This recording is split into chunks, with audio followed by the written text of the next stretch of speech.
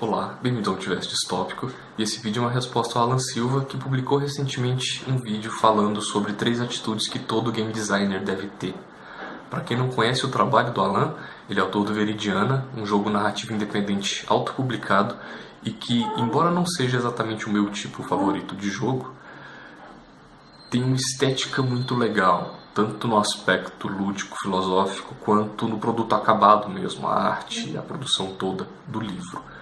O Veridiana está em financiamento coletivo para uma segunda tiragem no momento e recomendo para quem tiver interesse que participe desse financiamento. Ele já bateu a meta com folga, se não me engano está em 425% da meta inicial, e é sempre gratificante, né, ver um autor nacional independente atingindo esse sucesso, inclusive sem a ajuda da mídia especializada e das editoras e etc.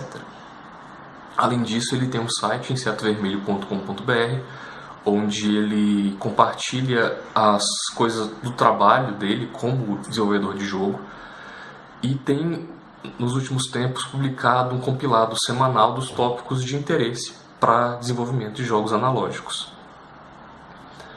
Bom, no assunto principal do vídeo,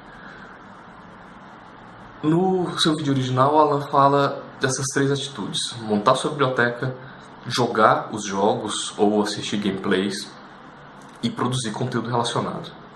Antes de mais nada, eu concordo plenamente com esses 3 tópicos. Eu acho que realmente eles são essenciais para que você tenha conteúdo mesmo para criar um jogo e que o jogo que você crie seja respeitável pela comunidade, pelas pessoas que vão jogar e etc. Não seja cheio de buracos. A minha intenção com esse vídeo é muito mais trazer essa discussão para o pessoal que assiste meu canal de fora do Brasil do que realmente acrescentar muita coisa ao que o Alan falou, que já é bastante completo. Indo tópico a tópico, primeiro, montar sua biblioteca. Isso é importante de uma forma até óbvia, porque você precisa ter uma base de conhecimento a partir da qual construir o seu jogo. E isso, a meu ver, envolve não só o tipo de jogo que você tem interesse em criar, mas mídias diferentes, literatura, seja literatura acadêmica ou ficção, e etc.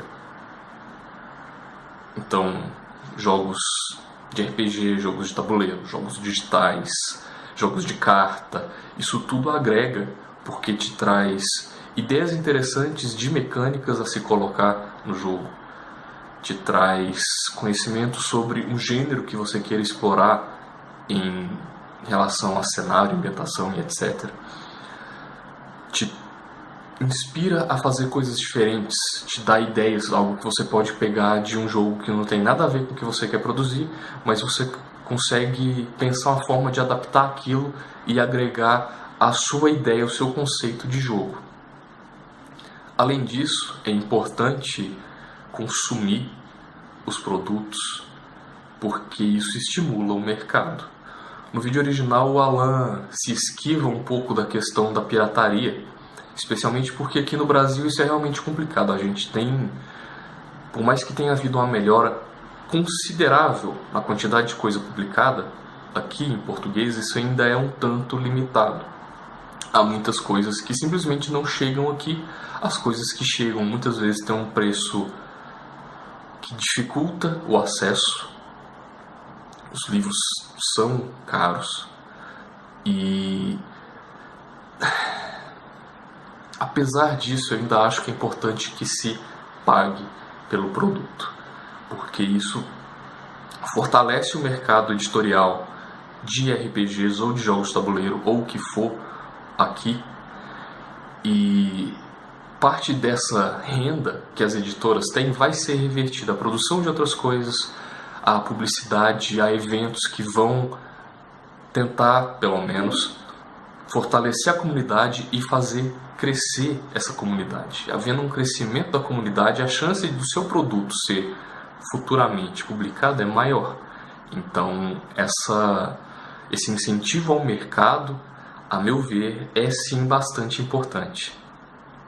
mesmo que você, né, um aspecto de defender de alguma forma a pirataria, você defenda que as pessoas tenham acesso ao PDF do livro ou um compilado de regras ou algo do gênero, para que eles conheçam aquele sistema, como ele funciona, e a partir daí, se eles gostarem do que tem ali, comprarem o livro mesmo.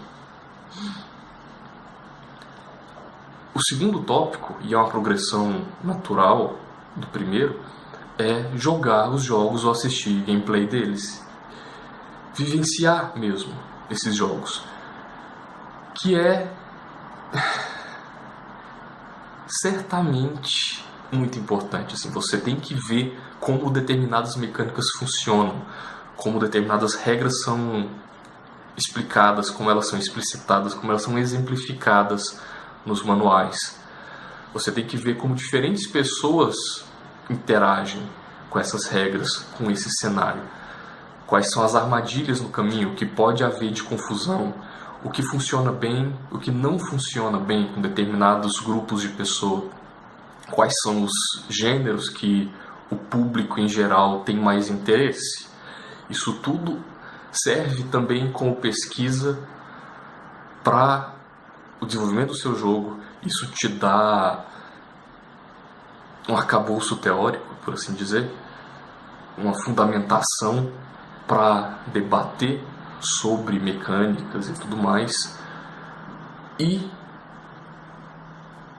pode, novamente, te inspirar a fazer determinadas coisas. A terceira atitude é produzir conteúdo relacionado. Isso pode ser feito através de vídeos no YouTube, pode ser feito com blogs, participando de fóruns, comunidades de um determinado jogo, etc. Isso é o que eu tento fazer aqui com níveis variados de frequência. Tento fazer através da Torre do Mago, com as minhas colaborações lá, seja traduzindo, seja produzindo uma outra coisinha mínima, mas produzir mesmo, trazer conteúdo para a comunidade. Isso fortalece a comunidade de jogos em geral, isso torna o seu nome um pouco mais conhecido e te permite contato com o pessoal que trabalha profissionalmente nisso. Aqui no Brasil isso é um pouco mais simples, a gente tem um acesso mais fácil ao pessoal da New Order, da Secular, da Retropunk, etc. Mas eu tenho visto o pessoal falando da comunidade internacional de várias dificuldades e armadilhas que eles encontram nesse acesso ao mercado editorial, as dificuldades que eles têm, por exemplo, com o contrato e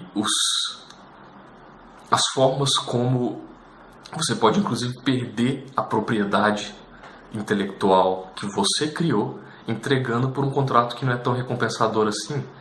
E isso é algo que eu acho importante que a gente compartilhe uns com os outros, fortaleça essa comunidade, divida esse conhecimento para ajudar mesmo, para que a gente tenha mais produtos publicados e produtos de melhor qualidade. Sem falar que assim, é sempre bom no aspecto de prática, você desenvolve um hábito de produzir conteúdo, seja começando com traduções ou debatendo alguma coisa, e a partir daí vai te dando vontade de criar algo seu, algo próprio, que pode virar algo que vá ser o novo Dungeons and Dragons, por exemplo. Dificilmente, mas vai que, né? Então, por favor, comentem, compartilhem suas opiniões, suas experiências, suas ideias a respeito desses tópicos. Obrigado pela paciência e até mais.